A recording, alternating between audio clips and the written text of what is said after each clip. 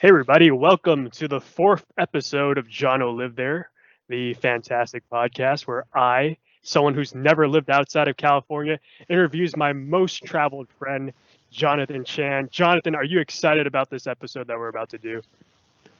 I'm so fucking excited. I'm always excited talking to you, man. You know why I'm so excited about this episode? Because, like, for our first time listeners, this show describes Jonathan's life one by one through all the countries that he's lived in. And the country that we're going to be talking about today is the country where me and Jonathan met, the United States of America. Oh, say, can't you see? That's going to be my ringtone later. But Oh to make the no. show extra special, I even did some research of like the exact moment Jonathan arrived in this country. I was looking through my old emails and my old move-in date for UC San Diego, my senior year, moving into International House.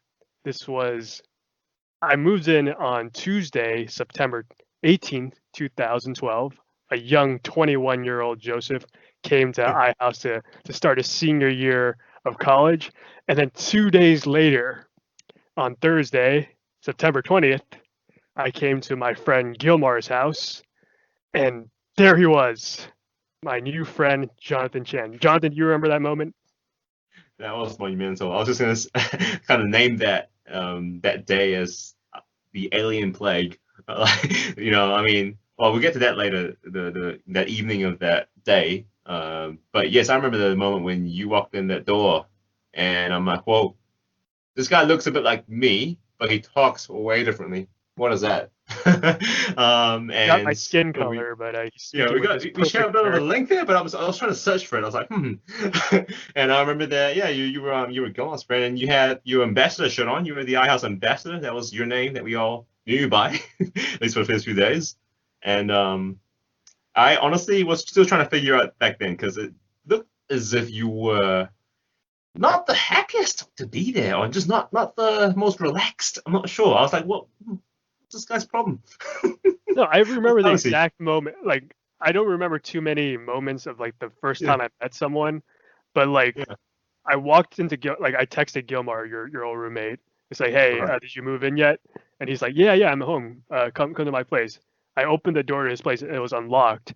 And then you two were discussing something, and then like one of the words was like Asians. I think like the conversation was something like, "There's a lot of Asians on this campus" or something. And then as you said that, I just walked into the door. I was like, "Did someone say Asians?" And that was the first thing That's I me. said to you. I remember that. Oh, that was so funny. Yeah. Oh no, but I mean, I think it was just first time sort of encounters, right? I felt like this guy was a bit standoffish, but I don't know if it was just him or if it was just the situation or just I don't know what's going on. But at the same time, I was figuring everyone out myself out as well, definitely. But like I was probably just talking too much and saying too much I think stupid I shit just to it naturally don't that trust well. new people, especially especially if they're foreign. I mean, speak weirdly, right? Yeah. And then it was beautiful. I mean, I'll let you tell your version of the story of what happened later then. Well, I just remember meeting you, and then I took you and like some random assortment of international students from like Denmark and Japan and Korea to a tour of UCSD, and I was Yes. supposed to like give out tours the whole day, but I ended up just giving one tour to you guys, and I think Gilmar and I and you and Peter went to In and Out after that instead of That's instead of what me made you the doing my best. job. That's what made you the best ambassador out there, man. The one and true official ambassador. Because yeah, you're right. I remember you took us on this tour. Yeah. And that, I guess turned out to be our group later on. And yeah, that was just it. And I think yeah, you were saying how like, oh shit, I'm not supposed to be here right now. Supposed to be doing like proper ambassador stuff then, but like, that's all good. For It's, those of you it's confused right now, Ambassador was like the tour guide of UCSD or UCSD International House, and I agreed to do it because they let you move in 1 week early, and I thought that'd be that fun. it? Was that it? To Just like, because of that? yeah, because you get to like live on the campus for free for a week, and then that's the best time to be on campus when you don't have any homework to do. You just get to hang out with people. I So see, man. I took that job. I wrote a great essay to get that job. I remember that. Oh wow, I've got to read that then. Yeah, I think it was. Wow, that was it. I didn't know that backstory. Oh yeah. Um, but yeah, that was how many years ago was that now? It's now That was 2020. almost 8 years ago. Like Almost eight the years ago. Yeah, before they showed first up met. 8 years Yeah, ago. Fucking hell. September 20th, 2012. Much different time. Obama's running for her second term. Yep. We It's didn't all have smartphones yet. I guess most of us had smartphones, but they weren't yeah, I as had great like the as the more ones that basic we had form, now. yeah. Uh-huh. But I And guess like what so else? Yeah. so for those of you listening, Jonathan was studying in New Zealand, and then how did you get to America? Because like was there like just an exchange program for So New Zealand students? Is that common for people to do that, study abroad for a year? so I took six wakas, which are Pacific Island boats. No, I'm kidding. It was yeah, definitely an exchange program. Um, it was called Auckland Abroad uh, at the University of Auckland, but it was also in this case called the UCEAP program, the University of California Education Abroad program, for people who I guess come do exchanges with UC and vice versa, right? So we had a partnership with UC, and funny enough, we had like a choice, right? We had to apply for the whole list of UCs out there, and so honestly, God, I kind of just looked at the psychology rankings and the location, obviously whereabouts in California it was, or they were, sorry, all those campuses were, and then and I kind of just put UCLA first, UC Berkeley second, San Diego third, and I didn't think that would matter. Like who cares about third place, right? You never really Well, get I'm third really place. glad that you didn't get into your first choices because they were Yeah, and then that obviously happened. higher. So like, okay. LA is definitely the number one choice because like if you're an international kid and then you want to explore America, you want to Right. go to LA. Berkeley, I don't understand the appeal that much. It's San colder up there. Francisco, Yeah, it's it's next to San Francisco, but it's not like in San Francisco. yeah. Well, to us, we didn't really know the difference. I mean, I especially didn't. I had no clue, honestly, on what's really expecting, what to even, uh, kind of I mean, what the reasons were behind my choices, anyways. Apart from that, because really, like all we knew, well, I knew anyways from about the States was all that we learned from the movies, from music, right? It's pretty much just the pop culture that taught us about the U.S. So coming in there, yeah, San Diego was there, and I'm like, okay, well, what? Where's this place? So Did you I'll know give anything up. about San Diego before you? No. And so thanks to you, I remember the first evening you put on, well, your team put on a film, right, to have us watch. And it Was it was Anchorman? yeah, Anchorman, right? So I'm like, whoa, actually, oh, that is San Diego. I don't know if I had actually watched that film at all, if not, just not consciously, but yeah, that was San Diego, and I just knew that okay, it was next to Mexico, but apart from that, nah, bro, not a Anchorman clue. was such a weird. So like, yeah, we watched like all the international students were watching Anchorman together. Like the first day that they moved in, Yeah. it's supposed to be like this San Diego movie. It's probably the only movie that I know that's set in San Diego. But Mhm. I found it like Anchorman is like one of my favorite movies. But I found it so funny watching it with international students because they obviously just didn't get some of the jokes. Like some of the jokes just don't translate that well if you're like not a native English speaker. Because some of the jokes are very like it's only funny to Americans because maybe there's some kind of like wording that like makes it funny to Americans. But like when there was like a really funny joke, no one was laughing. I was like, what is going on? Like I'm looking around the crowd, and it's just me laughing, and like everyone's just like they only laugh at like the physical humor and stuff like that. Were the English speaking people like laughing though? At Well, they're least like when they're supposed to. the problem was like when we were watching it, there was only like maybe 5 Americans watching it because none of the Americans moved in yet. It was all international. It was still when all the international people were moved in first. I think all the American roommates came in like the week later.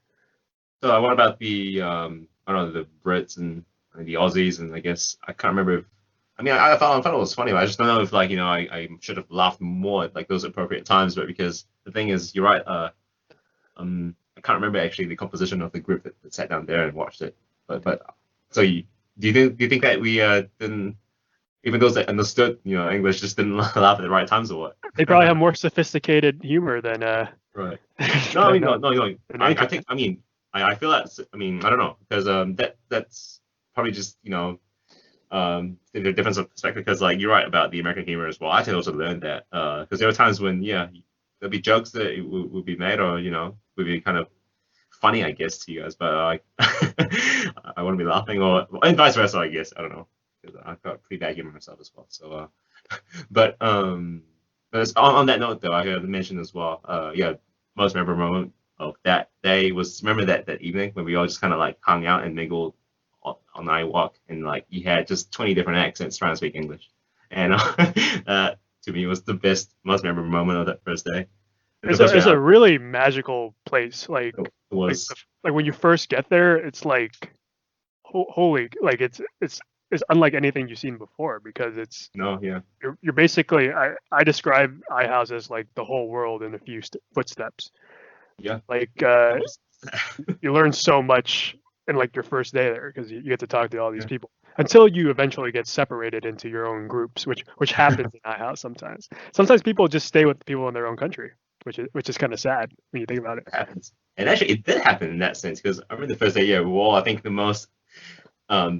I think the most mingled and mixed in the most diverse way possible. Because right after that, you saw, right, the Brit crew drifting, the Italian crew, the Spanish crew, the Japanese crew, and we're like, oh, what's happening right here? But I guess we kind of, hopefully, I mean, I think there's probably some groups like this as well. I'm gonna, try and get too arrogant here, but I think we did stay true to the essence of iHouse, right? Because I think we're all throughout the year we stuck to our guts by being quite diverse. It was me, you, Danish guy, Peter, your roommate, Gilma, Latino American, and then we had Andrew, Korean guy. What else do we have? We had Brian Africa from Brian, yes, Mauritius, yeah. a We went. country that I thought he was making up on the spot when I first was introduced to him. He was like, "I'm from Africa in a country called Mauritius." I'm like, "Dude, are you just messing with me right now? Because you're clearly Asian." By the way, yeah, I mean, I almost forgot that moment. But the thing is, yeah, I've actually come to realize. I mean, yeah, so Brian, yeah, from upstairs, and he also had, I mean, he had another roommate as well that also kind of hung out with us sometimes as well. But yeah, I mean, out of all that, we had, Oscar, Mexican guy, Jan, Peruvian. But anyways, out of all of that though, I still quite appreciated how, people like me, you, and Brian, right, were ethnically Chinese, but at the same time, man, we came from different corners of the Yeah, world, we and we so weren't like that that, diverse. Like we were all still like ethnically Asian, like most of the people in our group. We that's just had interesting different because accents, which is cool. yeah, and and so the different contexts in which we grew up in. So it was really like, I don't know, something that I'm going to appreciate more and more now. Looking at the Chinese diaspora of our ancestors, right, that brought us, well, our parents, grandparents, everywhere, and then there you go, we came to meet our brothers. Yeah. So what did you like most about living in America during that 1 year in college? Was it like the diversity, or like what was something that you found in San Diego that just wasn't available in the other countries that you lived in? So of course, some people might say, yeah, when you're in university, we kind of still live in a bubble. I mean, we can debate, right, about the definition of a bubble, because we all seem to have our bubbles anyways. But yes, on one hand, we were in that La Jolla sort of nucleus, right? So we could argue that it wasn't, say, that the true a true image of what society could be like in a certain place. But of course, over time, fortunately, circumstances made it so that I met Americans. So we got together. So I came back, right, over the years. You remember that? I'll see you a lot over the years, more than I expected, anyways. Once I had just left, and I got to learn that the one thing that would always, I think, stay with me, not just San Diego but the States, really, is just that, damn, you can find all kinds of people there, all kinds. And the thing is, there's always a spot for everyone. I think I've told you this before a lot of times, but it's something that I think people don't quite appreciate enough. That you have your place in the States, no matter how far-fetched, different, normal, crazy, whatever you are.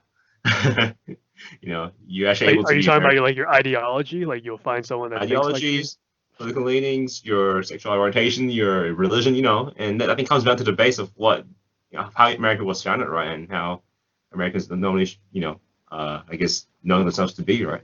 That So you're really saying like this there's a fuller melting pot. spectrum in the United States versus like in New Zealand in comparison? Of course, I know the US is definitely like, huge, larger scale in terms of its, history. Yes, um, much older nation than us, but also not too old. So and so you just have that context, right? That I guess gives rise to this melting pot, right? That we like to say about the states. So that was really cool, and that is still what I find really cool. It So gets what was crazy, like a culture that you but you what was a culture that you did not know much about before moving to America that okay. that you were interested in when you came here? So for starters, the first day on our house, right? Like we had this whole world open up to us, people from already all continents of the world, and that was already exciting enough. But then if there's one thing that I can mention though, I can shout out as well, is that there's an African community as well in San Diego, and I had no idea. People that were actually Africans. No, I mean then of course not even talking about the African Americans who were Yeah, like culturally literally a whole from different thing. Africa. Yeah. So actually, when I first came, I stayed an African family, sorry, an African American family's home actually for the first 3 days. There was this part of this volunteer organization that actually, took in and housed, incoming foreign students, right, for the first few days. So that was already an experience, oh, of its kind to me. And then of course later on, I was, curious about, about African food. I had never had it before properly. And then apparently, yeah, there was this group of taxi drivers, that would, congregate at this like community center slash restaurant where they eat as well, And it was the first time I ever tried Somali food, I believe, and you can find that in San Diego. And they're still there, I believe. It's still really brilliant, good food. Uh, Done on their way, actually. There's no menu, nothing. You kind of just go there, sit down, and like, they give you an option, this or that. You choose, and boom. We should go there actually. If we have we been together? To Somali food, no. The only thing I got was Ethiopian food when I was in San Oh Diego, yes. There you which go. I didn't really care for the bread because it was too sour for me. I thought it would taste like a crepe, and I was like, oh, this is sour. Yeah, the injera, yeah, no, it's sour. But I mean, that's just one example. But I mean, apart from that, like, I was fascinated, kind of, again, you know, going to Chinatown. Well, that wasn't almost in friend, but like still, like, meeting people from from all over the world that had been there or had had just moved, and it was just fascinating, seriously fascinating to get the whole world in one place. Did you go to the like the Chinese neighborhoods or the Asian neighborhoods in San Diego? Was it more authentic than the ones that you would see in New Zealand? I think it's just because I've been back to San Francisco more over the years. I remember Chinatown there more than San Diego's neighborhood. But I remember that it was it Ranch or something? But was it 99 that area Ranch. where Wait, yeah, what? yeah, 99 Ranch, right? Was that area where you had more Chinese supermarkets and restaurants? Is that? Oh, the supermarket is called 99 Ranch, All but right. it's kind of like Right. the pillar of the community because like everyone has to go to the 99 Ranch Yeah. to get their food.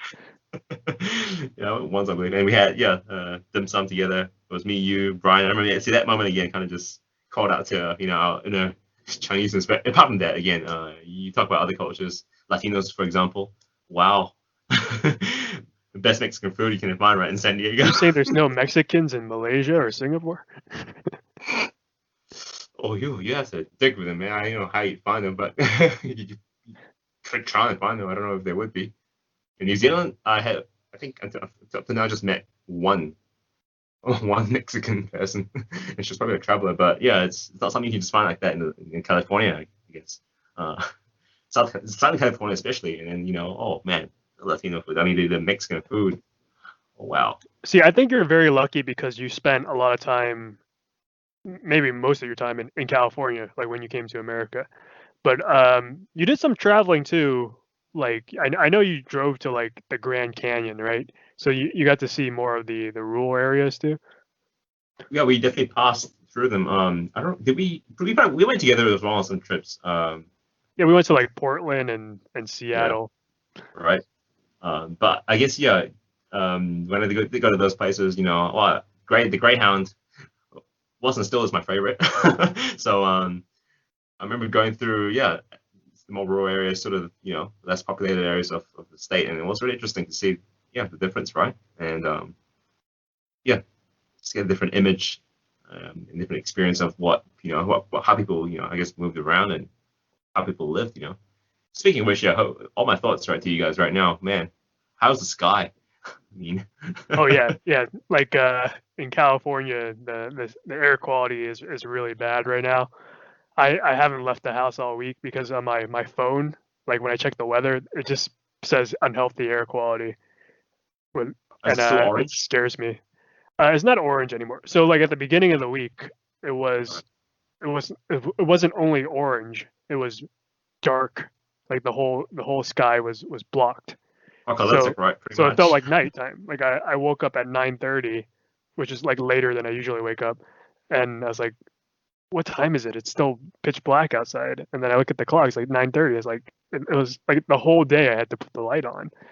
So that's something that you luckily did not have to experience of Yeah. California. The Yeah, the the wildfire. smog or like the terrible forest fire kind of like air quality. Mm. Um, So yeah.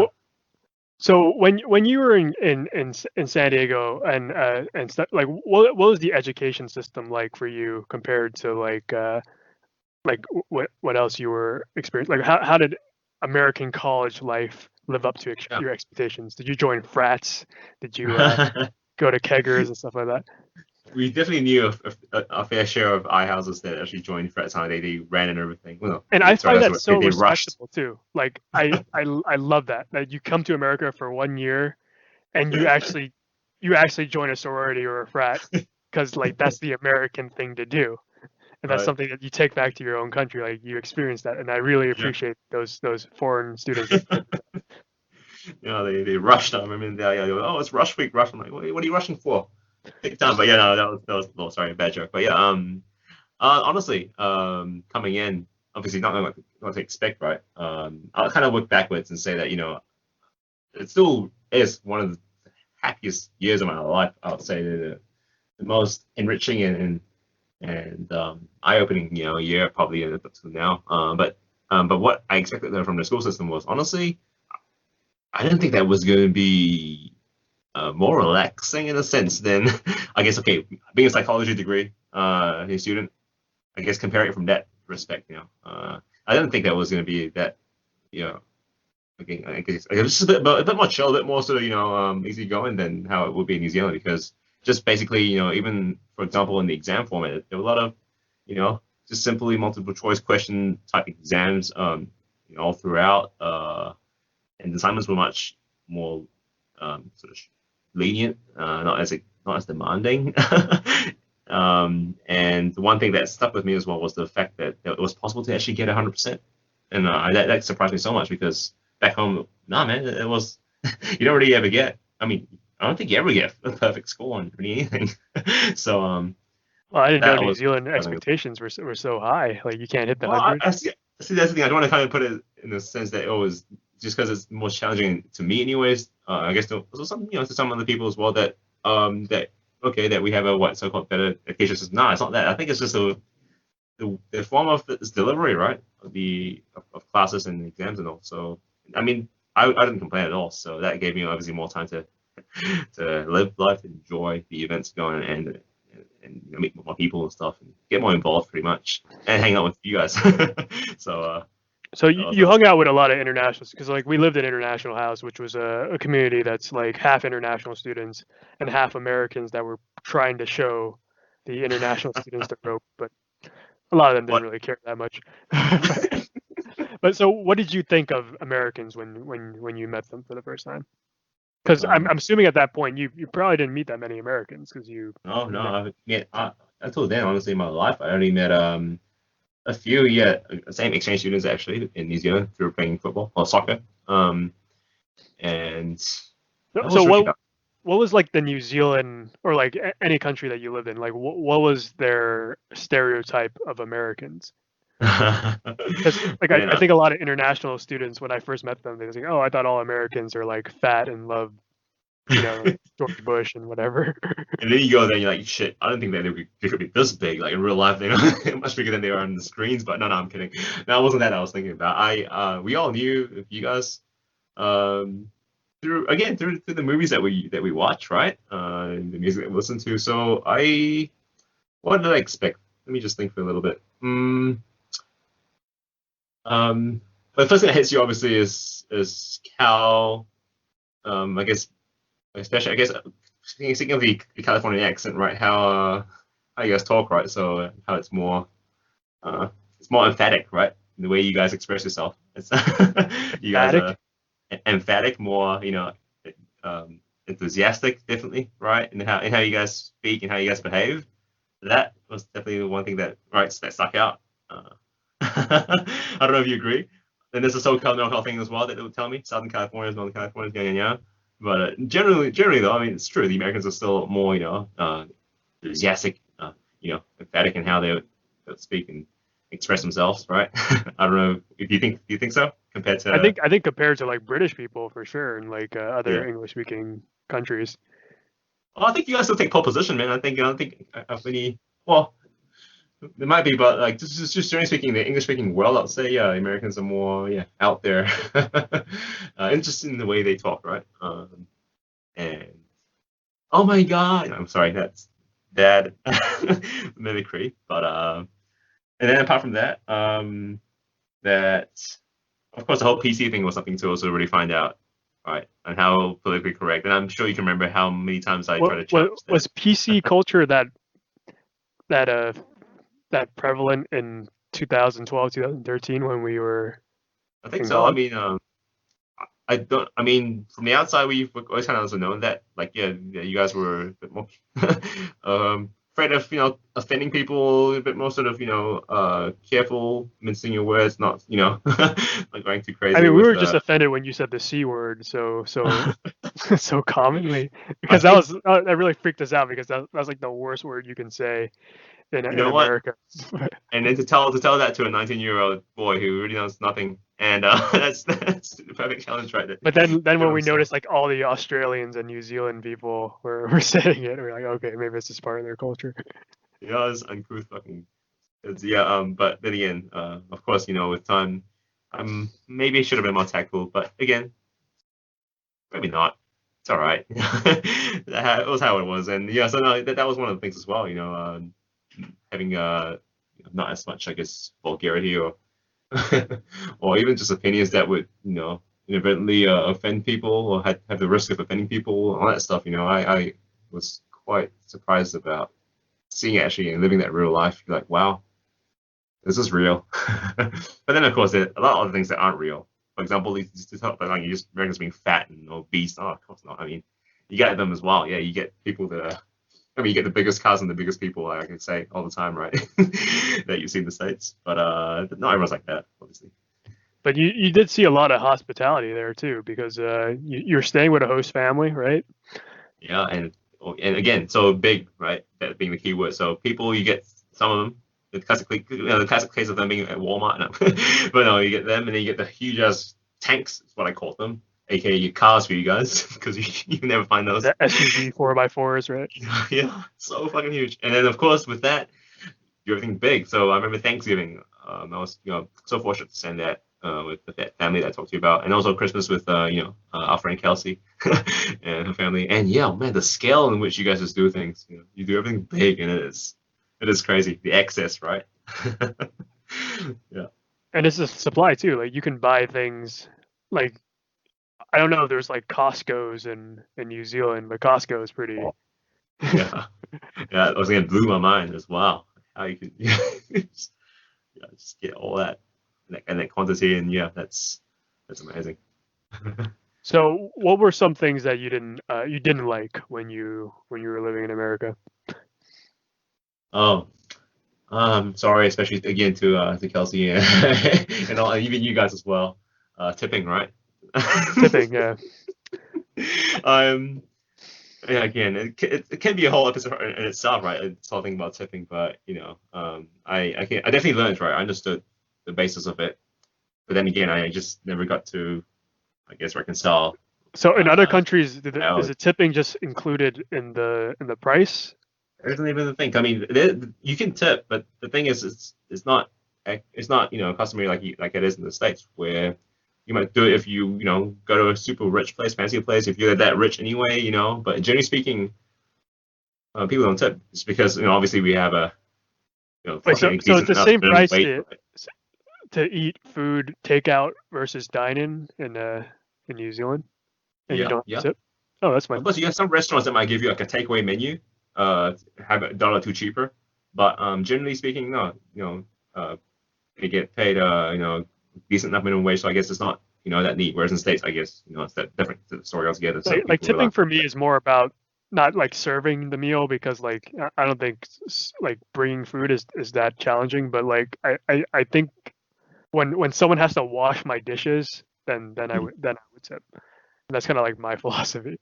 Yeah, I mean, I understand it. I mean, I don't agree with it on how the basis of it has come to be like this sort of way, but I also understand how like, yeah, it's to supplement their really low base wage, right? Their basic salary. So Yeah, exactly. That's part of the problem in America. Like the waiters make less than minimum wage, and the tip that's not has to right. like supplement them to get to minimum wage.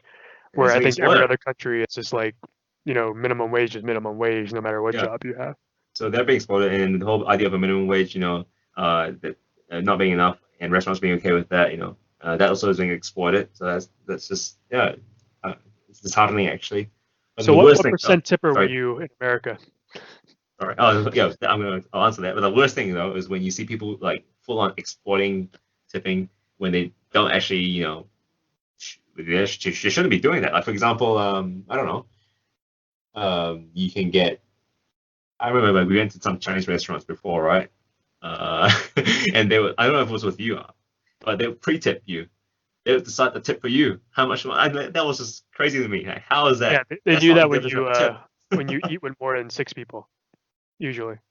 Oh, that's okay. That's okay. But in our case, it wasn't even like that. And of course, sorry to say, man, Chinese restaurants. But I don't know if it's a generalized thing. But I had two occasions actually when that happened, and I was a bit confused. But the percentage, well, I mean, I was told by my homestay bro at the time that 10% is all right, but then I later learned that 15 is normally what you want to give. But I think I stuck with 10 just because I had the whole excuse of being a student. And but then No, again, of course, if definitely I when you're younger, you don't have that much money. yeah, It probably but starts at again, 10. I understand coming back now, I will tip the 15%. Okay, I I I mean, can do it things now. like you did notice that things are cheaper in America, right? Like when you buy So yes, products and stuff. on the outset. But then, of course, once you add the tip and the tax is always excluded, whereas in New Zealand and a lot of other countries in the world, you have that all included in the final price that you actually see, and that's what you pay. So that was something that was a bit annoying. But generally speaking, yeah, I mean, food, and just material stuff would generally be a bit cheaper in the States. Mhm. Like I'm pretty sure you can't buy Frosted Flakes in New Zealand for 1.99 like you can in No, the no. grocery store. Yeah. But That's the the whole thing privilege about of separate living in tax America. and the tipping and all that, it was just a little bit of a headache. I mean, honestly, it's funny though. We'd really be okay just being ignorant when, if we were being presented with prices that had all of that included already. Honestly, that's to the consumer's eyes, I think that'd be okay. But I guess yeah, it's not like that. Like so in New Zealand or like in other countries, like the tax is already in the price at the grocery Yeah. store, or like Amazon.com or something. Like there's no surprise at the end. Hmm. Yep. Yeah, I get that's how it should be. Like, come on, guys, it's 2020. Like we know that there's a tax coming. You don't have to trick us at the end. But So I I guess guess like in tax. America, like tax is different for every state too. Like so, California has a very high sales tax, but if you go to like I think it's Oregon, like I don't think there's any sales tax, which is kind of crazy to me. Yeah. And I guess yeah, that would be something to do on a state level, but that's just that's just how it has been. And I think it also probably helps the merchants, right, the sellers to put as low as number as possible there and and kind of get the draw the buyer in first and then yeah, we hope that they are okay with it anyways in the end. But it's always I remember that dilemma every time. Remember that when we pay for something, right? There's always that line that when you pay by card, sorry, there's that line there, right? Right, the tip amount that you want to tip, and you're like, oh god damn it, let's pull out the calculator. But then, But um, you were only tipping 10%, so it should have been pretty easy. It's got to take away a true, digit. true. But then apparently, yeah, it's double the sales tax in California is roughly 15. Is it? Is it like that? No, the sales tax is about 9%, so double would be like 18. Yeah, it's good to rule that. Yeah, I learned. But anyway, but no, So aside from was there anything yes, else about America that you didn't side like thing. except having to give waiters a means to live? Again, man. Again, dude. Uh, the government right, should be taking care of its own citizens, right? The British should not be put on foreigners, fucking aliens. Oh yeah, sure, being called aliens. I mean, legally at least, we're You don't aliens and you don't call international people in other countries alien? Like no. alien is just an American word. To me, it was just a bit funny, but I guess if we had like another country that was SPC, man, I think that'd be an issue. But no, I mean, it's just a bit weird. I don't think I say I don't like it. It was just a bit weird to find that out. That okay, that's the term. But no, but I mean, honestly, anything else I didn't like, um no, it's kind of hard. I mean, you can't really even say that for any other culture or country that you visit because it's just something that obviously is different, and not something that I would basically not like. Because apart from the what we talked about tipping, nothing's really coming to my mind right now. What I'd say, you know, was displeasing. You must No, not like the traffic though, right? anything Like else. was that Oh, of course, yeah. I mean, especially in this current day and age, the public transport system, right? I mean, I was lucky enough to have people like you guys, Gilmar, but again, yeah, it would be quite tough to get around without a car, right? In a country like that where everyone's just reliant on the car as a means to get around easily, because busing and taking a train is a yeah, bit tedious. there's literally one city in California that you don't need a car in, and that's San Francisco. Yeah, And I think like every other city, you basically need a car. yeah, or you just take a long time to get from A to B. So that was something that was a bit inconvenient. But again, context. But apart from that, let me ask you the question then. I mean, are there things that you don't like about the states? I think it's just Oh, like some people like I think you alluded to this before. Like you can find your people. Like you can find people that believe in your ideology and stuff like mhm, that. But and what that causes is like you kind of just find stuff that you believe in and you don't want to expand your thoughts and you kind of get stuck into staying with your group and that creates a problem where there's no empathy for the other group of people because you kind of don't see them as your people. And I think in other countries, I might be generalizing, but like I think people care about each other more because they see themselves as fellow Kiwis or fellow, let's say, Germans or something, or fellow Canadians. Like they want to do things that help the whole country because they feel like they're all connected. But in America, it's like I want to help my group of people. I don't really care about this group of people. Like I want to help all, let's say, Californians, or I want to help all Asian Americans or something. But like those people, I don't care about them. mm. Do you think that's kind of true? I mean, generally speaking, it is true that you guys have a bit more of an individualistic culture, right?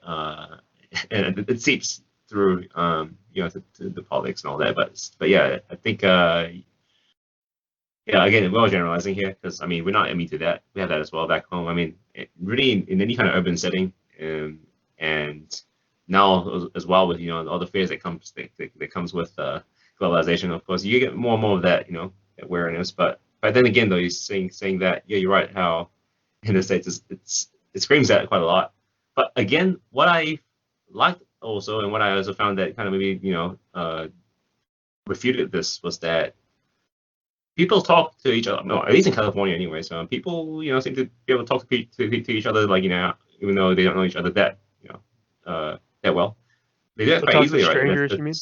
yeah, this is way of striking a conversation, and so that is really a useful way to strike up that conversation to get to know people that might not, like you said, just come from your circle, right? So that I found quite cool as well to be able to Yeah, I rub really shoulders. enjoyed living in San Diego because it was a more diverse set of people than I would Yeah, imagine most of America is. Like you get people from all ethnicities. And San Diego for a California city is like like not completely liberal. I think you'll see like people that are actually on the conservative sides. I met some people like when I was working internships like that. So you get like a full spectrum of people there. mm, But I think unfortunately, like a lot of America, it's like your your living situation might be a demographic that kind of all believes the same thing. yeah, And not enough people have the privilege of living in like a more diverse community in America. Like there's a couple, bigger cities, but then you get like pockets that are like completely conservatives, or like in Yeah, San Francisco is pretty much completely liberal. Like you don't get to hear perspectives from the other side. exactly. And it comes back again to again one of the things anyways that that blew all of minds coming in was that we have this idea of the state just being that one thing, right? But then you come there, you're like, oh god. I mean, from the sheer size of things and how huge it is, getting from place to place as well, and then you like you said, having people all different political leanings and backgrounds, and you really find out like, oh wow, that's a lot of diversity here. It's a huge place. It's a huge place, and so people come to you as well differently. So um, yeah, no, so that's something that I guess we all take for granted, right? And Yeah, to be and honest with you, I think a big problem too. I don't think this is as big an issue as in other countries.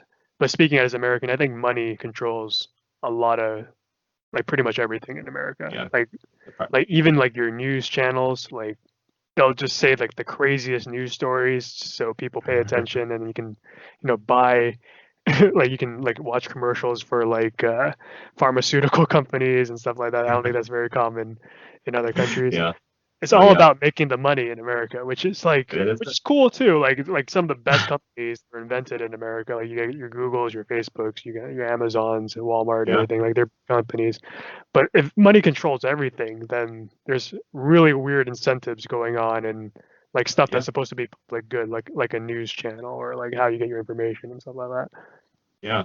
And to remind us of what our dear friend Peter, our Danish economist, said, right? If you come to the States with money or to make money or to make money, and you do, then you're great. This is the best place for you to do that. But if you don't, though, or you just don't have money at all, then you kind of effed. So yeah, I mean it is. You guys are the kind of see the epitome of capitalism, right? To go there and have money do the talking, and with that one intention of making big bucks. Of course, America's the biggest market you can possibly find for I think pretty much any industry. And Yeah, Peter, so Peter described it really well too. Like he was my yeah, old roommate, and he was from Denmark, which is probably like one of the most socialized countries yeah, in the world. And he said like uh, my strategy is like he was considering this like is to get a Danish education, which is completely free. They actually pay you to be a student in Denmark, and the best strategy would be to do that and then get a job in America because you don't have to pay the capitalistic price of education, which is another thing I don't like about America. Is again, it has to do with money. Like the colleges are so everything costs a yeah. ton. Yeah, But if you uh, if you work in America and you're educated, you're fine and you're not paying that much taxes either. And that's why America attracts like the smartest people. Like you see PhD students from around the world that go to yeah, like these American universities and try to get a job at a big company because they'll make more money than definitely. I if mean, they stayed home. there's no doubt that just the sheer amount of resources that you guys have, and the funding, obviously not just in academia, but really out in the business world. Of course, that's really you know the NBA, like what Ronnie Cheng says, the NBA of the world. So of course, you have the most prospects, right, going to the States to pursue those career goals. But of course, at the same time, uh, everything costs, right? So we talk about education, talk about healthcare, which seem to be the two pillars of society, right? Yeah, they also cost, and reminds us of a time when Brian Africa. Remember when he broke his leg? And this one of the things that one of these anecdotes that I was to tell my friends and family as well on how that summed up to me the not just the healthcare system but also the kind of the suing culture that you guys have over there, right? Where he broke his leg, right? He was on the ground on pain, called for help. Oh, we called for help, and the next thing you know, we see these two staff there from the health system of UCSD come running to us, one with a pair of crutches and one with a piece of paper, a waiver for him to sign saying, oh, that he understood the risks that he was, going to incur playing on the field, and so he wouldn't sue the school. So he was in pain signing that piece of paper, He made a and big then mistake signing that paper. By the way, he I could have know, made like hundreds of thousands of dollars. right. It's an industry, like, of course, anything that you can make money off is an industry. So it's crazy, this whole thing there. I should Of have just drove Brian to the hospital and then told him to sue the school and then took some of that money. You guys should have just called me. I know. What the hell, man? But then it's funny though. But then of course, then having to have health insurance, cover the costs. So that's just a different model, I would say, of I guess of society of living, huh? From what I come from, like when I broke my leg back in New Zealand, didn't pay a cent. Well, of course, it comes from our taxpayers' money and everything, but that's just the way it is. um, Yeah, it's great if you have insurance. It's really good if you have money. But I think yeah, most people in America don't have money. yeah, and the things And you have to have money, and there's a problem with it. It's all got too privatized and yeah, out of hand. But that's the way it is. Yeah. but do you know a lot of people from other countries that want to come to America to live that American dream, or like at this point is America's reputation in the eyes of a foreign person like too much? There's just too much going on, and like Canada has become the best country to move into now. I think even before the past few years or so, we've always known of Canada as just being the country to the states that I guess will be reflected in our comparison to Australia, right? Like the more calm and chilled, smaller economy, smaller sort of pool of resources. But nonetheless, Canada is still obviously a lot larger, right? than us. But we had that sort of I don't know, that parallel there. But having said that, though, yeah, um, I've always known that people will still be looking to go to the states if they have their own individual goals, I guess, clear enough, that would, I guess, require them to have to go. Um, I just know that, of course, over the past few years, things have changed quite a bit in terms of, the general image of the states. So I can't speak for for the people I know and the people I don't know, whether they still want to go as enthusiastically as before. But I'm not going to say that people are still going because, man, it is still, despite the politics, right, which a lot of times doesn't quite reflect, what life could actually be like what everyday life could be like. People will still look at the other states. It's still, you guys still have that pull, I'll say. uh I think it's with something that a lot of people want to experience, yeah, and at least if to you go have the there, yeah, means to actually. it, if you have the Yeah, means to and it. it is for a holiday. I mean, not even to go to move. I mean, to study. I mean, that's the best way to actually experience the life. Without actually having to have as much means and have as much risk right now of committing or whatever, moving your whole life there and all that. But at least for a holiday, I'm sure you guys still get, well, maybe not now, but before this time and afterwards, you still get all kinds of people coming in to experience what it's like, man. The big years Yeah, of A. I don't think it's even just the holidays. Like people study abroad, like you would study Yeah, abroad, yeah, and it's very appealing. People who graduate from a good university in, let's say, England or like somewhere in Europe, they want to work in America for a bit just to. It's great for your career because you end up working of in a course. big company and you probably make more money too.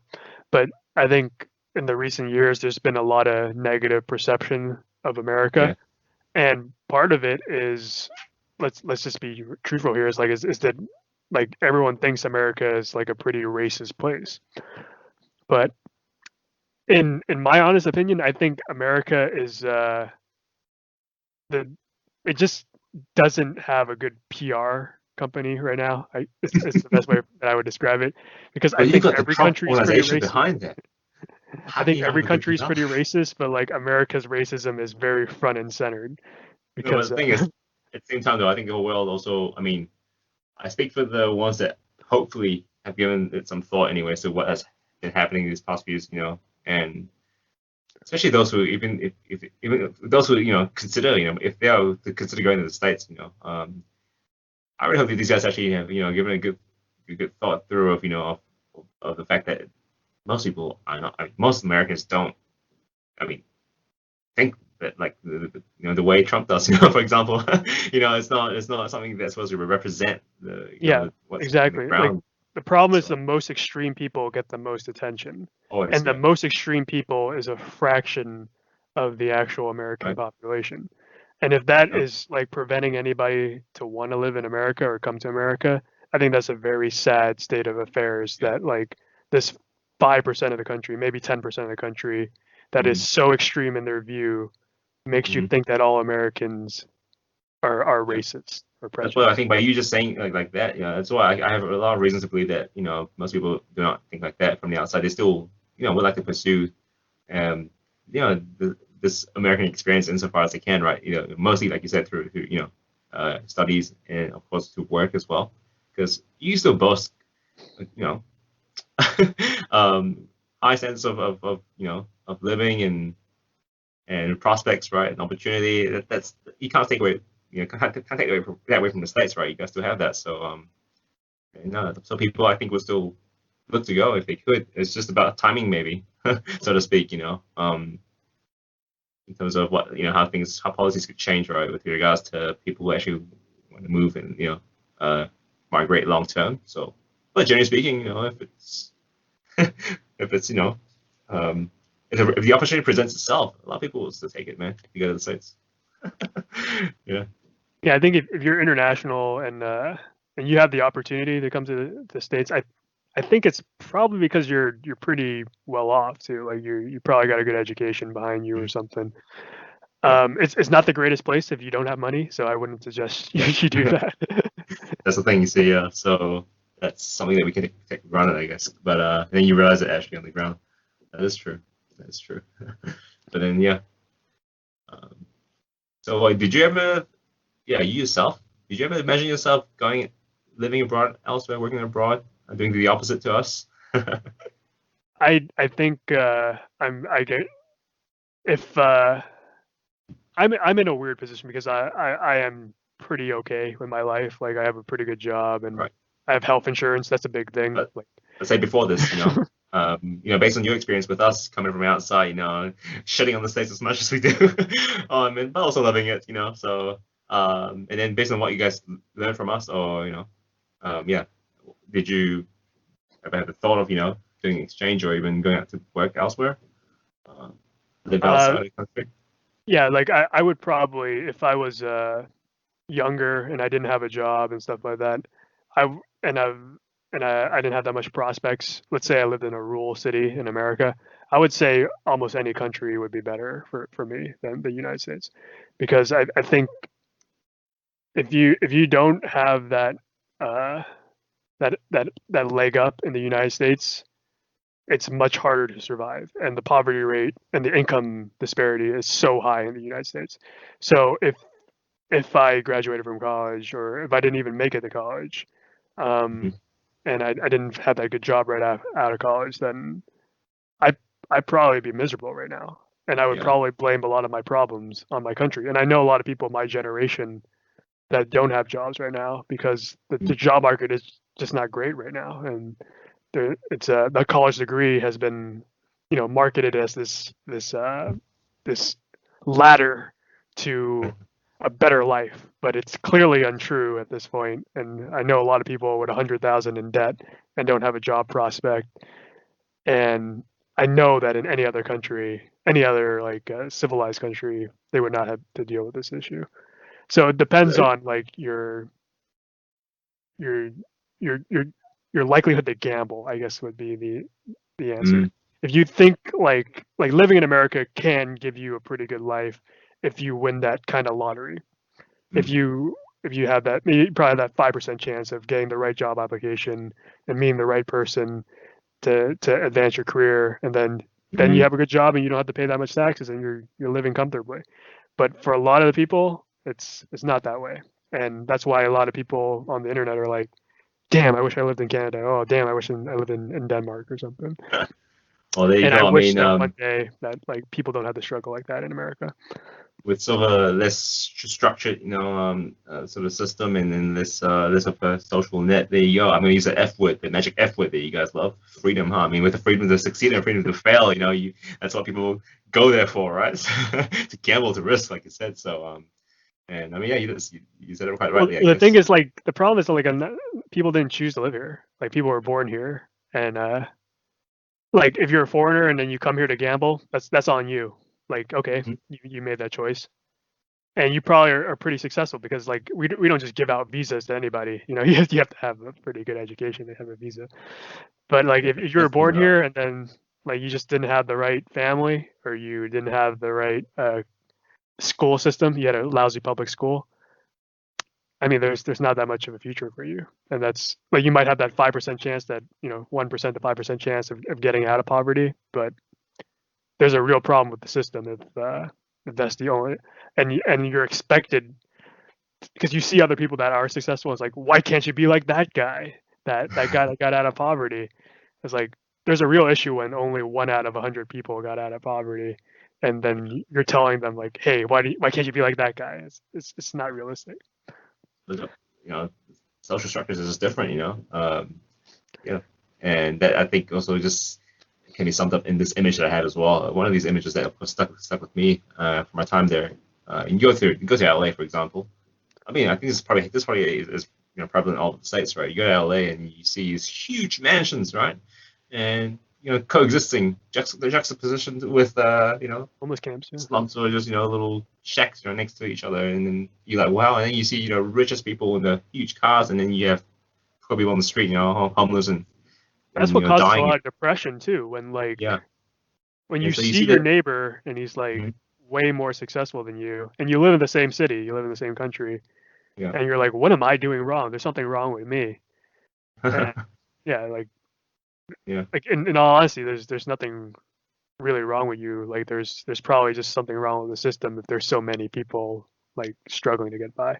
That's why I was such a big supporter of universal basic income when uh when Andrew Yang was running for president.